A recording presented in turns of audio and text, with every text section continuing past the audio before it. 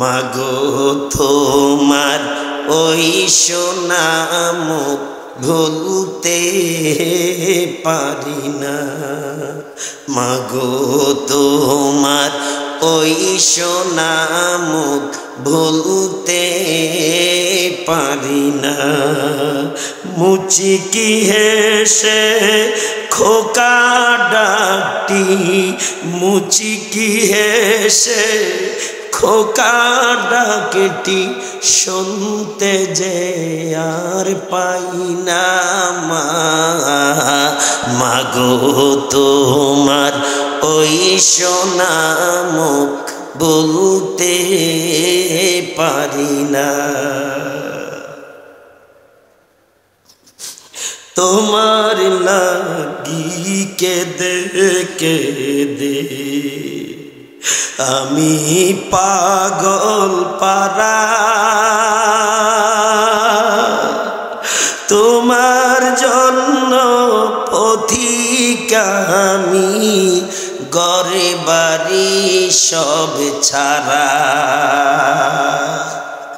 তোমার লাগি কেঁদে কেঁদে আমি পাগল পারা,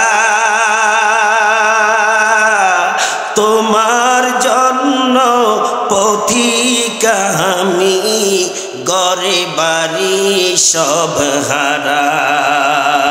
তোমার বিদায় সেই বেলাটি, তোমার বিদায় সেই বেলাটি শুধু দেয় বেদনা। মাগো তোমার ওই সোনা মুখ ভুলতে পারি না।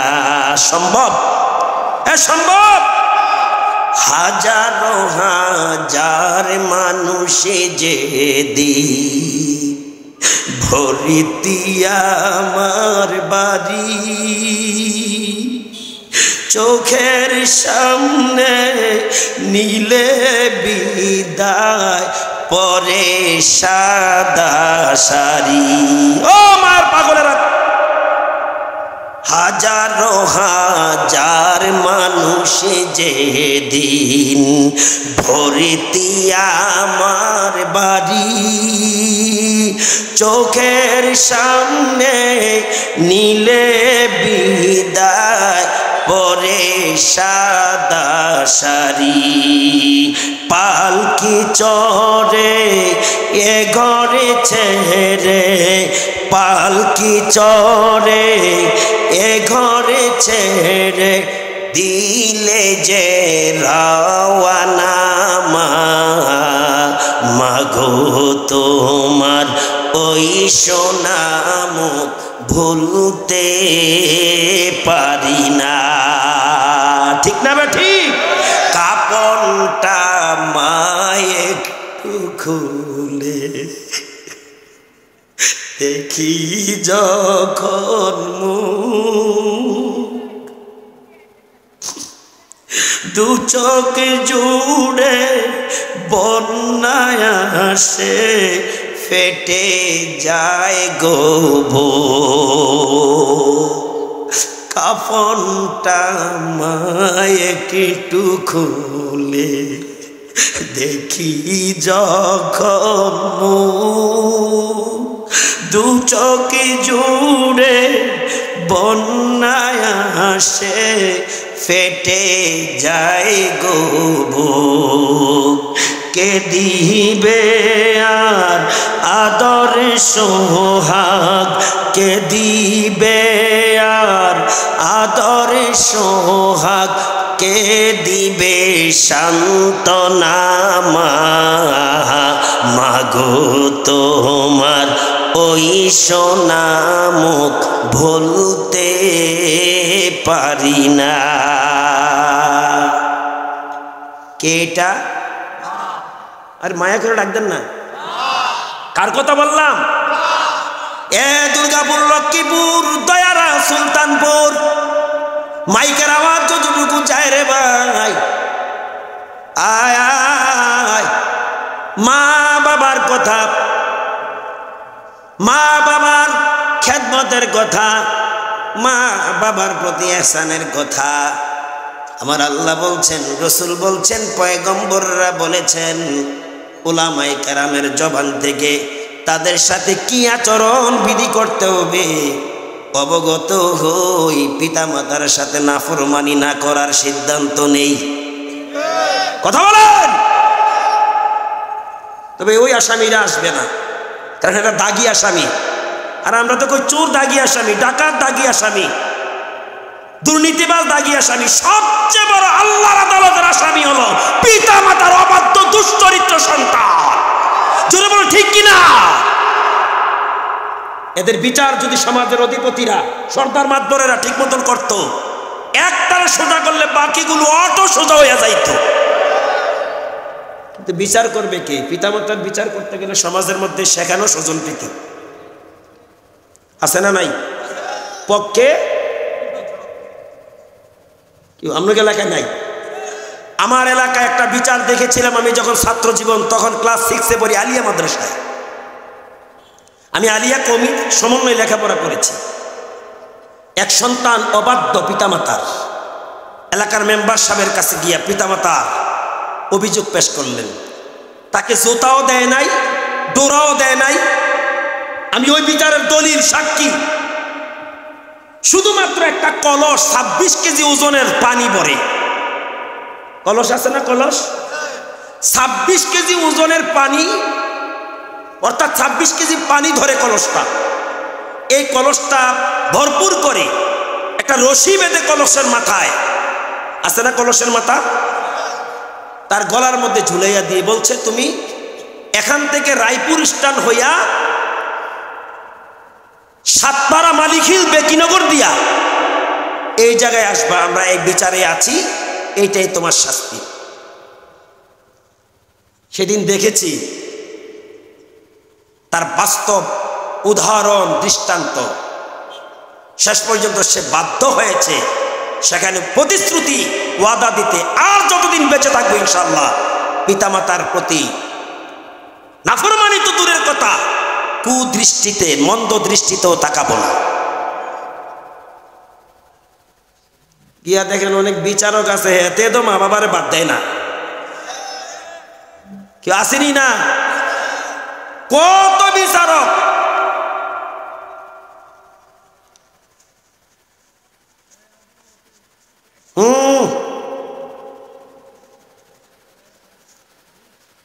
আদাবুল মুফরাদ, কিতাবুল ঈমান, মিশকাতুল মাসাবির ভিতরে একটা হাদিস আসছে, শুনেন পিতামাতার ব্যাপারে।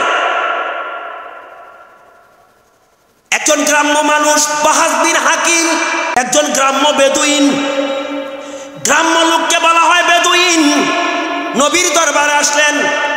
এসে বলেন, ইয়া রাসূলুল্লাহ, মা আহাক্কু বিহুসনিস সাহাবাতি, আমার উপর কার হক, কার অধিকার কতটুকু? হকদার ব্যক্তিদের ব্যাপারে আমাকে হুজুর গাইডলাইন দিন, ডিসিশন দিন। হাদিসটা বর্ণনা করেছেন মাশহুর সাহাবী হাফিজুল হাদিস আবু হুরায়রা, বলেন রাদিয়াল্লাহু তাআলা। এই হাদিসটা মিশকাতুল মাসাবিব আদাবুল মুফরাদ সেখানে এসেছে, বুখারীতে এসেছে, মুসলিম শরীফে এসেছে, আরো অন্যান্য হাদিস গ্রন্থে এসেছে। বিভিন্ন কিতাবে বিভিন্ন লেখক মুসান্নিফেরা উল্লেখ করেছেন। ডেকে বলে, ইয়া রাসূলুল্লাহ, এই ব্যাপারে আমাকে গাইডলাইন দিন, উপদেশ দিন।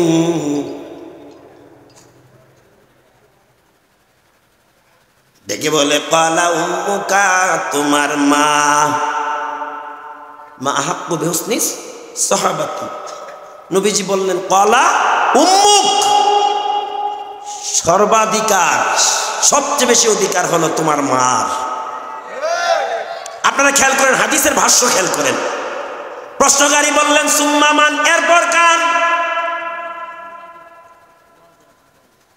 নবী বললেন, ক্বালা উম্মুকা, তোমার মা। কয়বার হলো? সুম্মা মান, তারপরে কার? নবী বললেন, ক্বালা উম্মুক, তোমার মা। এরপরে বললেন, সুম্মা মান, তারপরে কে? কার? নবী বললেন ক্বালা আবুকা, তোমার বাবা। মায়ের কথা তিনবার, বাবার কথা সুম্মা আদনাকা আদনাকা। কত বড় আইডিয়াল ম্যান ছিলেন! মার কথা তিনবার, বাবার কথা একবার।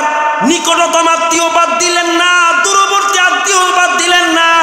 কারণ হক আছে মার, আছে বাবার। নিকটতম আত্মীয় স্বজনের, দূরবর্তী আত্মীয় স্বজনের চিকিৎসককে, ডাক্তারটাকে মুহাম্মাদুর, কথা কয় না, মুহাম্মাদুর।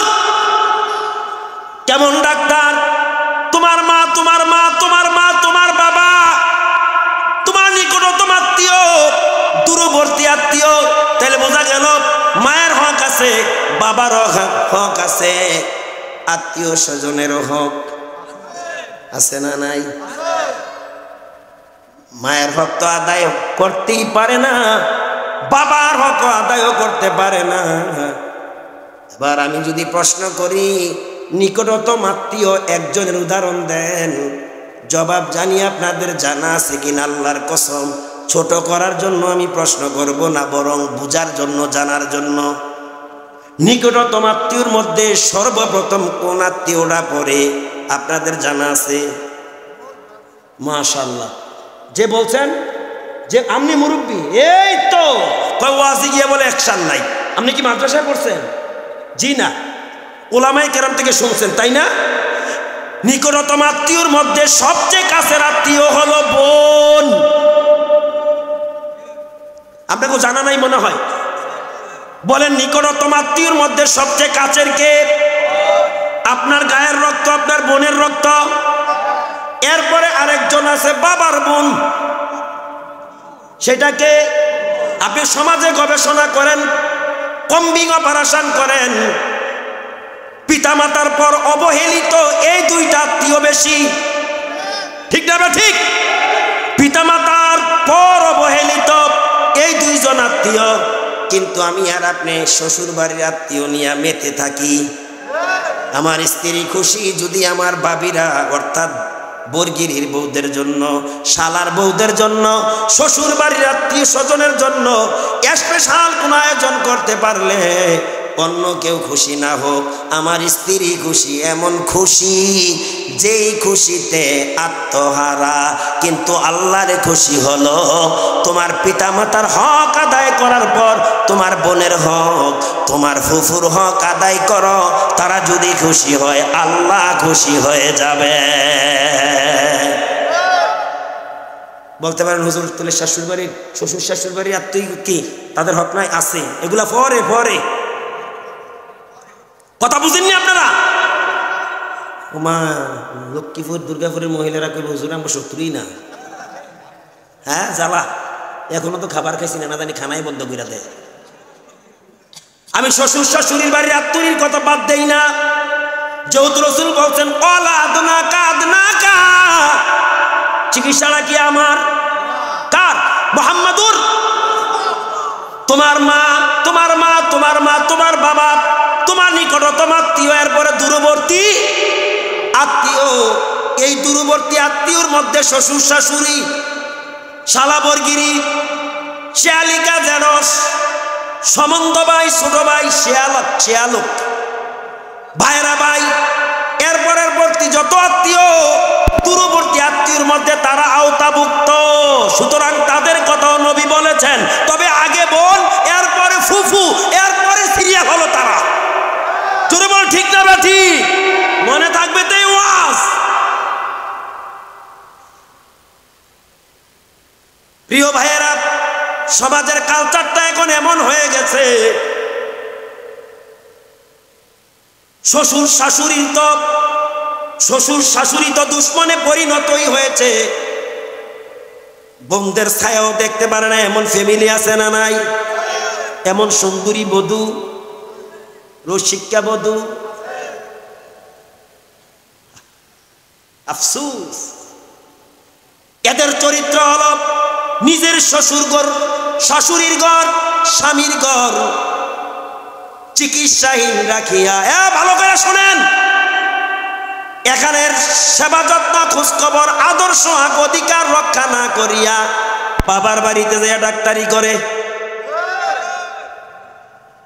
চিত্র তুইলা ধরছি চিকিৎসা। নিজের সংসারে শাশুড়ির চেহারা দেখতে পারে না, শ্বশুরের চেহারা দেখতে পারে না, যেন বিস্ফোরা। কথা বল ঠিক কিনা? ননদির কথা তো বাদই দিলাম, ননসের কথা বাদ দিলাম, কিন্তু বাবার বাড়িতে যাইয়া পরের মেয়ে ভাইদেরকে বিবাহের মাধ্যমে ঘরে এনেছে, বাবার বাড়িতে যাইয়া ডাক্তারি করে। হ্যাঁ, আমগো কি সংসার নাই? আমগো কি শ্বশুর শাশুড়ি নাই? আমগো কি ননদি নাই? বেরিয়ে 12টা বাজে গিয়া বাবার বাড়িতে বাতি জ্বালায়, লাইট জ্বালায়, চিকিৎসা করে। কথা কোন ঠিক কিনা? ওই ডাক্তার আর কি কইলে তুমি ডাক্তারটার কথা, রুগীরে কয় ধূমপান কইরেন না, নিষেধ। ধূমপান লেখাও তো থাকে, বিড়ি খাইেন না, বিড়ি খাওয়া স্বাস্থ্যহানি, অর্থ নষ্ট, কাপড় চোপড় নষ্ট, পরিবেশ নষ্ট, সমাজ নষ্ট। হেতে লাস্টিং পাওয়ার 2 প্যাকেট, রাত্রে খায় একটা, দিনে খায় একটা। এরকম ডাক্তার আসেনি? উনিরা হলো এই ধরনের ডাক্তার। আমার বন্ধুগণ, যে সন্তানেরা পিতা মাতার অবাধ্য, নবীজি বলছেন এরা ধ্বংস হয়ে যাক, ধ্বংস হয়ে যাক, ধ্বংস হয়ে যাক। আমি বলবো পিতা মাতার অবাধ্যতার কারণে বিশ্ব নবী যদি অভিসম্বাদ করতে থাকেন, করতে পারেন, বদদুয়া করে যেতে পারেন, এমন কর্মটা, এমন কাজটা, এমন নীতিটা পরিহার করা দরকার আছে না নাই? আল্লাহ আমাদেরকে হেফাজত করেন। আরো জোরে কোন? সিদ্দিক আকবর আবু বকর রাদিয়াল্লাহু তাআলা আনহু, তিনি আল্লাহর নবী থেকে একটা হাদিস বর্ণনা করেছেন, খুতবায় আমি পাঠ করেছি, সবার দৃষ্টি আকর্ষণ করছি আল্লাহর রাস্তে। হযরত আবু বকর সিদ্দিক রাদিয়াল্লাহু তাআলা আনহু আল্লাহর নবী থেকে হাদিসটা বর্ণনা করেন। তিনি বলেন, আলা উহাদ্দিসুকুম বিআকবারিল কাবাইর। নবীজি বললেন, ও সাহাবীরা, তোমাদেরকে কি আমি বড় বড় গুনাহ সম্বন্ধে কিছু বলবো না? অর্থাৎ কবিরা গুনাহ সম্বন্ধে বলবো না। বড় গুনাহ বলতে কি বুঝেন আমরা? কবিরা গুনাহ। কি গুনাহ? ও সাহাবীরা, মুসলমানেরা, ইমানদারেরা, তোমাদেরকে কি আমি কবিরা গুনাহ প্রসঙ্গে বলবো না? সাহাবীরা বললেন, ক্বালু বালা ইয়া রাসূলুল্লাহ, জি হুজুর বলেন। নবীজি বললেন, ক্বালা আশরিকু বিল্লাহ, কবিরা গুনার মধ্যে অন্যতম গুনাহ হলো আল্লাহর সাথে কোনো কিছুকে অংশীদারিত্ব করা, শিরিক করা। ওয়া উকুকুল ওয়ালিদাইন, তার মধ্যে অন্যতম কবিরা গুনাহ হলো পিতামাতার নাফরমানি করা।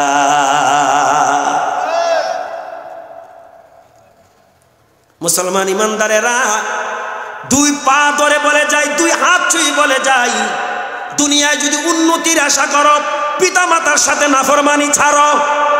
ঠিক কিনা? আখিরাতে যদি আযাব থেকে বাঁচতে চাও, পিতামাতার সাথে ভালো ব্যবহার করো, তাদের খোঁজ খবর রাখো, সেবা যত্ন করো, সদাচরণ করো। কারণ রাসূল বলছেন, ক্বালা হুমা জান্নাতুকা ওয়া নারুকা, তোমার পিতামাতা তোমার জন্য জান্নাত, তোমার পিতামাতা তোমার জন্য জাহান্নাম। একটু জবানটা ছেড়ে বলেন নাউজুবিল্লাহ। তোমার পিতামাতা তোমার জন্য জান্নাত, আবার তোমার পিতামাতা তোমার জন্য জাহান্নাম। ও কুমিল্লার ভাইয়েরা, ও কুমিল্লার বন্ধুরা, পিতামাতার কলিজার টুকরারা কই? আল্লাহর পয়গম্বর বলেন, পিতামাতার জীবিত কালে যারা পিতামাতার সেবা যত্নে আত্মনিয়োগ করবে এবং তাদের চেহারার দিকে নেক নজরে তাকাবে, প্রতিটা নজরে তাদের আমলনামায় হজ্জুল মাবরুর, কবুলিয়াত, হজের সওয়াব আল্লাহ তাআলা দান করবে। কি সওয়াব? কি সওয়াব? সাহাবীরা বললেন, ইয়া রাসূলুল্লাহ, আমি যদি আমার পিতামাতার দিকে একাধিকবার তাকাই, নবীজি বলছেন যে ব্যক্তি পিতামাতার দিকে একবার তাকাবে, কয়বার বলেন, কয়বার? একটি কবুলিয়াত হজ, হজ্জে মাবরুর, কবুল হজের সওয়াব লেখা হবে। সাহাবী বললেন, হুজুর আমি যদি একাধিকবার তাকাই? নবী বললেন, একাধিক কবুল হজের সওয়াব লেখা হবে। যদি বলে হুজুর আমি শতবার তাকাই? নবী বললেন, শত কবুল হজের সওয়াব লেখা হবে।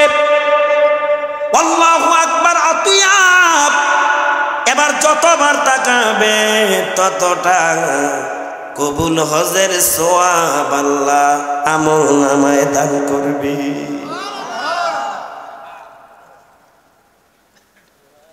যাদের পিতামাতার মোহাব্বত দিলে আছে, অন্তরে আছে, তারা কিন্তু পিতামাতার দিকে তাকাবার আর সেই সুযোগ নাই। কারণ তারা কোথায়? নবী বলেন, নৈরাশ হওয়ার কোনো সুযোগ নাই। মান যারা কবরা আবাওয়াইহি আও আহাদিহিমা ফি কুল্লি জুমআতিন গুফিরা লাহু ওয়া কাতাবা লাহু বারাআ। তোমাদের জন্য একটা অপশন আছে,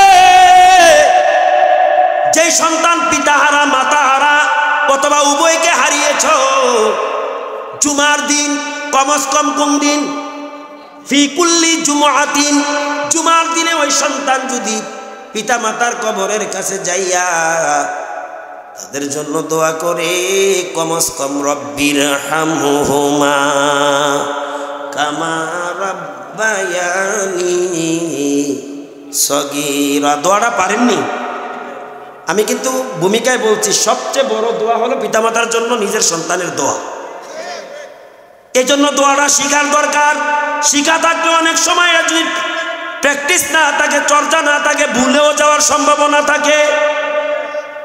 যদি আপনি আগামী দিন থেকে ওয়াদা করেন প্রতিদিন না যেতে পারেন, কমস কম জুমার দিন না যেতে পারেন মাসে একবার, এমনও নাফরমান আছে পিতা মাতার কবরের পাশে বছরে একবারও যায় না। এরম নাফরমান আছে না নাই?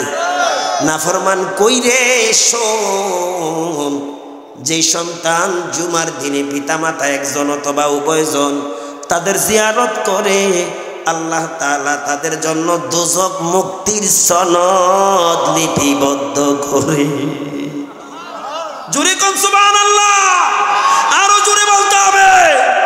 ওয়া কাযা রাব্বুকা আল্লা তা'বুদু ইল্লা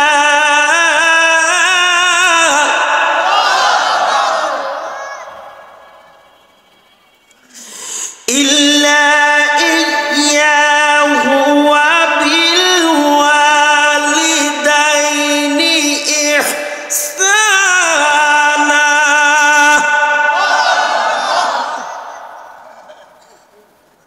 তোমার রবের নির্দেশ, তোমার স্রষ্টার নির্দেশ, তোমার প্রভুর আদেশ, তোমরা তোমাদের পিতামাতার প্রতি ইহসান করো, সদাচরণ করো, ভালো ব্যবহার করো। আসেনি কোরআনে? বাদ দেন এটা, আর বোধহয় নাই। ওয়াকালা তাআলা ওয়া'বুদুল্লাহা ওয়ালা তুশরিকু বিহি শাইআন ওয়া বিল ওয়ালিদাইনি ইহসানা। কোরআন খুলেন, কোরআন বুঝেন, পড়েন। তোমরা আল্লাহর ইবাদত ছাড়া কাহারও ইবাদত করবে না। ওয়া'বুদুল্লাহ, ইবাদত করো কার? ওয়ালা তুশরিকু বিহি শাইআ, আল্লাহর সাথে কোনো কিছুকে তোমরা শরীক করিও। ওয়াবিল ওয়ালিদাইনি ইহসানা, পাশাপাশি তোমাদের পিতামাতার প্রতি তোমরা ইহসান করো। এই বিধিমালা কার? নীতিমালা কার? ও সন্তানেরা কই কই রে মা বাবার কলিজারা, কোথায় রে? পিতামাতার মহব্বত যদি তোদের দিলে থাকতো, যখনই আলোচনার টপিক তোমাদের কানে গিয়েছে, আমার বিশ্বাস পিতামাতার কলিজাগুলো তাদের কথা স্মরণ করিয়া, যদিও বেঁচে আছে অথবা মরে গেছে, এরকম আছে না? অনেকের পিতামাতা আল্লাহ তাআলা এখনো বাঁচিয়ে রেখেছে, আবার অনেকে নাই। বেঁচে আছে বলে তাদের জন্য দোয়া করা উচিত না নাকি? হ্যাঁ, যাদের পিতামাতা বেঁচে আছে অথবা মরে গেছে, যদি তুমি মনে করো আমার পিতামাতা আমার জন্য কিছু অবদান রেখে গেছে, তাদের কাছে আমার দাবি আসার দরকার। আর যদি তোমার দিলের মধ্যে এই বিষয়টা কাজ না করে, পিতামাতার প্রতি তোমার দরদ না হয়, তোমার বেঁচে থাকা এই জিন্দেগির কোনো মূল্য না। কেননা পিতা মাতা যেই সন্তানের উপর নারাজ, নবী বলেন আল্লাহ তার উপর নারাজ। কিসের বুজুর্গি, কিসের দরবেশ, তুমি কিসের হাজি, কিসের নামাজি, তুমি কিসের দানবীর, তুমি কিসের কি মিয়া, যেই সন্তানের উপর পিতামাতা অসন্তুষ্ট, রিদার রব্বি ফি রিদাল ওয়ালিদাইন ওয়া সাকাতুর রব্বি ফি সাকাতিল ওয়ালিদাইন। নবী বলেছেন যে সন্তানের উপর পিতামাতা সন্তুষ্ট, আল্লাহ তার উপর সন্তুষ্ট। যেই পিতামাতা সন্তানের উপর অসন্তুষ্ট, আল্লাহ তার উপর অসন্তুষ্ট। বুজুর্গানি নেহি হামকো জরুরত, গোলাম আপনা বানা হামকো খোদায়া। তোমার সব বুজুর্গি শেষ যদি তোমার পিতামাতা তোমার উপর নারাজ। কথা বুঝতেছেন? তোমার সব এবিলিটি শেষ যদি তোমার পিতামাতা তোমার উপর অসন্তুষ্ট। ভালো করে বুঝেন, কোথায় পিতামাতার কলিজারা। এমন সন্তান আছে মা বাবার কথা মনে পড়লেই শুধু কান্দে। তার একটা দৃষ্টান্ত, গত 16 তারিখ উত্তররামপুর একটা মাহফিল ছিল, প্রধান বক্তা এবং আমি একসাথে বের হলাম, আরো কিছু লোক ছিল। আমি একটা লোকের চেহারার দিকে তাকাইয়া দেখলাম মানুষটা কালো, তার চোখের পানি শুধু এখনো যেন ভুরুর মধ্যে লেগে আছে। বললাম চেহারাটা মলিন, এত সুন্দর মাহফিল, এত সুন্দর আয়োজন, সুন্দর তেলাওয়াত করেছে কারি সফিউল্লাহ। গিয়েছেন না আপনারা? শুধু শুনতে ইচ্ছে হয়েছে। আমি স্টেজে ছিলাম, তেলাওয়াত টান দিলে চেহারার দিকে চেয়ে থাকতাম। আর নাফরমানেরা, কম বক্তের দলেরা এই কোরআনের মাহফিল ফালাইয়া মাহফিলের বাজারে, কথা কোন ঠিক কিনা? কত বড় অবাধ্য এরা। আমি বললাম ভাই আপনার চেহারা মলিন, আবার চোখে বুরুগুলো ভিজা দেখা যায়। ডেকে বলে ভাই মনে পড়ে গেছে বাবার কথা। আজকে আমার বাড়িতে মাহফিল, যদি আজকে আমার বাবা থাকতো। কথা মনে থাকবে তো? মনে থাকবে? যদি আজকে আমার বাবা থাকতো, কত না আনন্দ বোধ করতো, কত না আনন্দ উপভোগ করতো। বাবা নাই, বাবার কথা মনে পড়েছে। আমি দেখলাম আমার সাথে এসে কথোপকথন করছে, তখনও তার 2টা ঠোঁট কাঁপতেছে। এমন সন্তান তো আমরাও। আর মা আমার তো কোনো তুলনাই নেই। কেউ আপনার কাছে না? আপনাকে মাগুলো এমন না নাকি? এমন মা কি আমার আপনার আমাদের কাছে এমন? এটার তো কোনো তুলনাই নেই। যে মায়ের পদতলে রসুল বলছেন তোমাদের সন্তানের জান্নাত। কার পদতলে? জোরে বলেন। আজকে এমন মা অনেকের নাই, তারা এসে উলামায়ে কেরামের মজলিসে এসে দোয়া করার দরকার, নেওয়ার দরকার। নিজেও মায়ের কবরের পাশে যাইয়া দোয়া করার দরকার। মনে রাখবেন নিজের দোয়া হলো সর্বশ্রেষ্ঠ দোয়া। তবে এই দোয়া কিভাবে করবেন এই শিক্ষা নিতে হবে কিতাব থেকে, কোরআন থেকে, আল্লাহর নবীর হাদিস থেকে, উলামায়ে কেরামের কাছ থেকে। ও মায়ের সন্তানেরা, বাবার কলিজারা কই রে, কার জানি মা নাই রে, কার জানি আমার মতো বাবা নাই। মায়ের চেহারার দিকে তাকাইলে হৃদয়ের সব কষ্ট দুঃখ মুছে যায়। তিনি কে? আরো জোরে বলেন।